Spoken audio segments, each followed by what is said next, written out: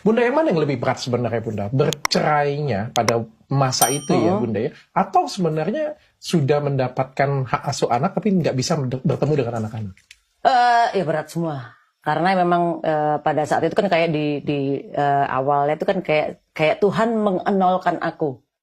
Bayangin punya grup bubar. Padahal grup lagi menyala-menyalanya nih ya kan, di waktu itu di era itu kan lagi meledak-meledaknya, iklan banyak ya kan, kita udah kayak yang kayak grup dua yang paling sukses hari itu gitu kan.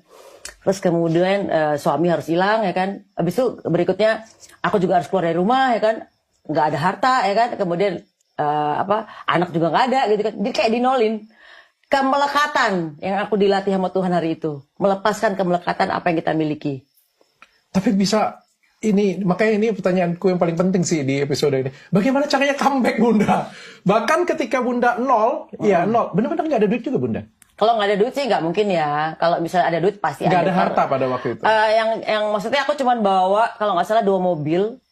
Terus yang mobil satu hilang, dicolong, ya nggak usah dibahas. Udah hilang, dicolong, habis itu tinggal 1 mobil. Itu yang aku bawa sama peralatan studio. Tinggalnya? Tinggalnya aku ngontrak rumah.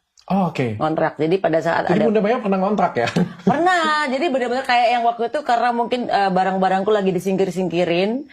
Terus aku panik kan, aku ngeliat TV kok di barang-barangku dibuang-buang nih ya kan. Akhirnya aku cuma perintahkan ke sepupu aku, tolong pindahin satu alat studio gue, satu alat studio gue pindahin. Cari rumah kapan aja, di mana aja, pokoknya gue harus pindahin alat. Karena apa? Gue dengan model alat studio ini gue yakin gue bisa hidup. Oh, oke. Gak penting baju, gak penting sepatu, yang penting gue bawa mobil sama bawa alat studio. Udah, itu aja. Oke. Karena Bunda bisa comeback. Itu karena anak-anak bisa balik. Oh ya, itu karena percaya bahwa dalam proses akhirnya tadi yang gue bilang berat itu kan bingung mau lari kemana ya kan. Pasti yang pertama gue marah sama Tuhan dulu kan.